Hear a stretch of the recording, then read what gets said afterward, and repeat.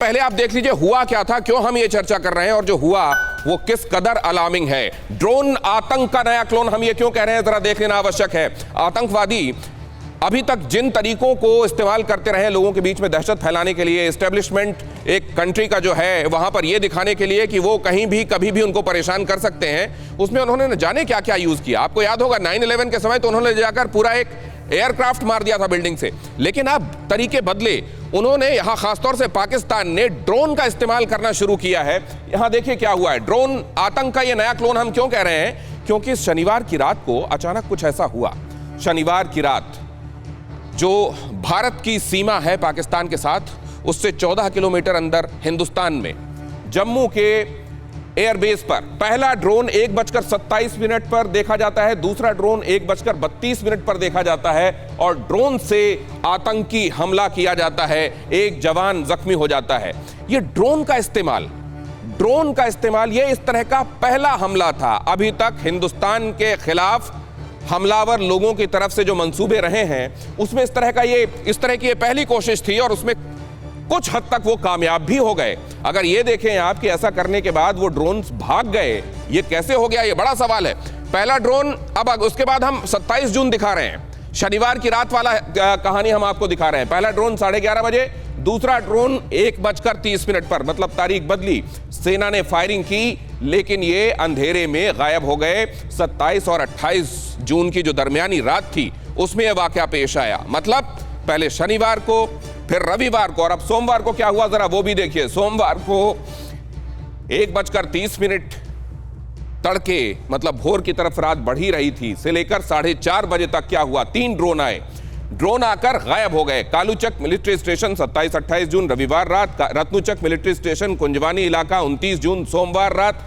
ये जो एक के बाद एक ड्रोन्स का अपीयर होना, कई जगहों पर अपीयर होकर गायब हो जाना और एक जगह तो उनकी तरफ से एक्सप्लोजिव भी गिरा देना और उसमें हमारे जवानों का जख्मी भी होना, ये क्यों हुआ होगा?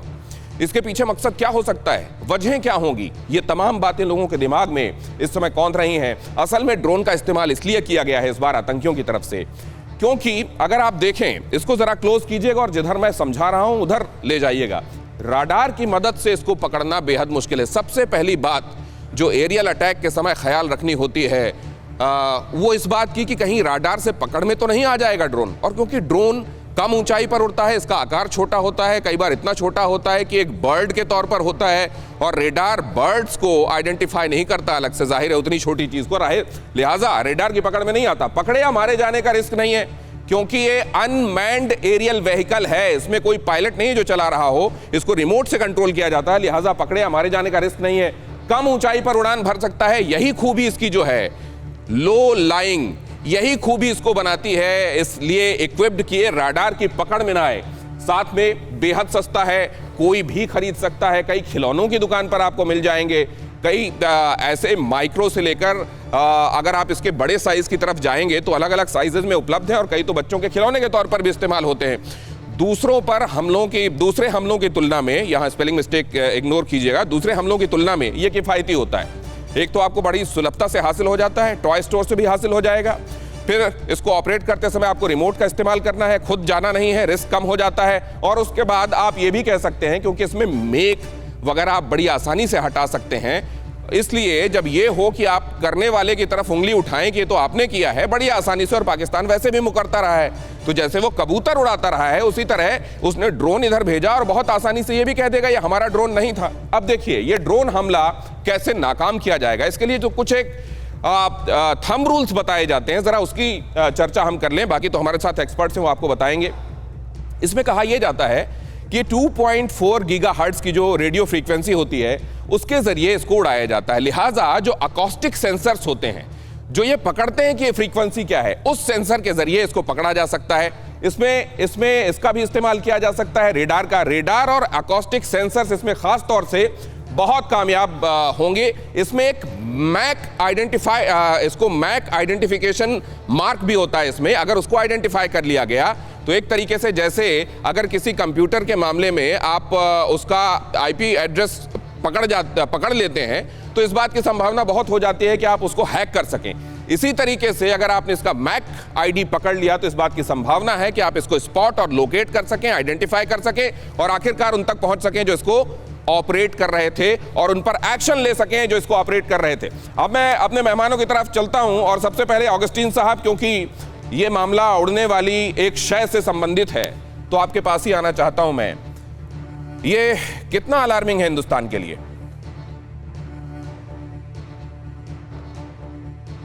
ऑडियो म्यूट है सर आपका, ऑडियो म्यूट है, अनम्यूट कर लें सर प्लीज। हाँ जी, हाँ जी, हाँ जी, थैंक यू। आपने जैसे अंग्रेजी में कहते हैं ना, आपने पैनलिस्ट की सारी बातें तो एक कुछ शब्दों में बिल्कुल ही अच्छे से आपने फिरो के बता दिया अपने दर्शकों को। लेकिन मैं वो काम करूंगा जो आपने वर्बली बताया है, उसको मैं जरा फिजिकली दिखाने की कोशिश करूंगा। ये जो माइक्रो ड्रोन कहते हैं, हम हमारे कंपनी में इसको कहते हैं डिस्पोजेबल ड्रोन। इसको देखिएगा सामने, तो ये जो ड्रोन है, ये जो ड्रोन है, इसको ये 8-10 ग्राम के ड्रोन है एंड इसके सामने जो कैमरा है और 700-800 मीटर का रेंज देता है। अगला ड्रोन पे आते हैं ये वाला जी, ये वाला तो बहुत ही छोटा था सर, वो तो एकदम ही छोटा था, एकदम ही नन्हा। ये थोड़ा बड़ा है उससे। ये तो डिस्पोजेबल ड्रोन हो गया। ये हो गया 44 ग्राम का ड्रोन। इसको जैसे आपने कहा था 2.4 बूस्टर के जरिए अगर हम बेचते हैं तो ये 2-2.5 किलोमीटर तक जाता है। देखिए, यस, वेपन से आके जो मार के चला गया है वो दिखता है, लेकिन जो चीज दिखता नहीं है वो है इंफॉर्मेशन। ड्रोन 3 चीजें करती है। एक है कि ईव्सड्रॉप करता है, आकर के कैमरा लेकर के आता है और आपके गतिविधियों के बारे में इंफॉर्मेशन भेजता है। और ऐसा ड्रोन कितने मात्रा में वो डिप्लॉय किया है, क्या और कहां से हमारा इंफॉर्मेशन लेके जा रहा है, इसके बारे में हमें है ही नहीं, सबसे पहली बात। दूसरी बात, आपका डेटा स्टील कर सकता है, जैसे आप क्रेडिट कार्ड के डेटा हो या फिर कोई भी और डेटा हो वो स्टील कर सकता है। और तीसरा सबसे महत्वपूर्ण बात कि जानो माल का नुकसान पहुंचा सकता है, जैसे बम वगैरह से लैस के ये आके अब हमें मार के जा सकता है। लेकिन इसमें एक और महत्वपूर्ण बात हमें दर्शकों को समझाना बहुत जरूरी है, वो है एक है कंट्रोल्ड ड्रोन और एक है ऑटोनोमस ड्रोन। कंट्रोल ड्रोन और ऑटोनोमस ड्रोन में क्या फर्क है, लोग मेरे से अक्सर पूछते हैं। कंट्रोल ड्रोन में यह है कि आप उस ड्रोन के साथ हमेशा कंट्रोल में रहते हैं और 95% ड्रोन जो हैं ये कंट्रोल्ड ड्रोन की श्रेणी में आते हैं। क्यों? क्योंकि ये इजीली अवेलेबल है, आप उसको ऑफ द शेल्फ कर सकते हैं और इसको ऐसे एक कंट्रोलर के माध्यम से कंट्रोल कर सकते हैं। और वो जब आप कंट्रोल कर नहीं रहे हैं तो उस समय वो जिस नियंत्रण में या जिस दिशा में आपने भेजा है उसको उस दिशा में चलते जाता है। और एक समय आता है जब आपको लगता है कि आपको वेपन वगैरह गिराना है, ऐसे कुछ बटन को आप ऊपर नीचे कर देते हैं तो वो सर्वो के हिसाब से वो गिर जाता है। लेकिन ये क्या ऑटोनोमस ड्रोन, और ये है सबसे जो ये 5% ड्रोन जो है ये है ऑटोनोमस ड्रोन। ये जाता है एक जगह से दूसरी जगह और उसके बीच में कहीं ट्रिगर प्रोग्रामिंग इनके ऊपर कर दिया जाता है। और तो ऐसा लग रहा है जैसे आंखों के सामने हर एक चीज को रखकर आपने इस टेक्नोलॉजी को, जो बहुत एलियन उन लोगों को समझ में आती है जिनको ये पता चला है पहली बार कि इससे अटैक भी किया जा सकता है और मिलिट्री इंस्टॉलेशन पर अटैक किया जा सकता है। आपके पास जो और भी सर मॉडल्स हैं उनके साथ मैं समझूंगा इस बात को। एक बार जल्दी से मैं बाकी मेहमानों के पास होकर आता हूं। लेफ्टिनेंट जनरल BS जायसवाल साहब का रुख करना चाहता हूं। सर, मिलिट्री इंस्टॉलेशंस जिनकी सिक्योरिटी वैसे ही बहुत हाई होती है, वहां पर करने की हिमाकत? गुस्ताखी माफ हो, पहले जो मेरा आपने इंट्रोडक्शन दिया, शॉटगन शूटिंग मेरी एक हॉबी है, लेकिन मैं नॉर्दर्न आर्मी कमांडर रह के रिटायर हुआ हूँ, सॉरी। हाँ, जहाँ तक आपने ये कहा कि सिक्योरिटी ऑफ इंस्टॉलेशंस, देखिए ये डायमेंशन ही टोटली डिफरेंट है। जितने भी हमारी इंस्टॉलेशंस हैं या जो भी क्रिटिकल एरियाज हैं जो वल्नरेबल है, वो उनके पास ग्राउंड सिक्योरिटी है।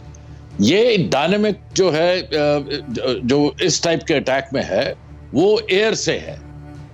उसके लिए हमारे पास अभी तक कोई एंटी ड्रोन सिस्टम नहीं है। हालांकि DRDO कह रहा है कि उनके पास में एक सिस्टम है, काली kilo ampere linear injection system, जिससे कि वो ड्रोन को ड्रॉप कर सकेगा।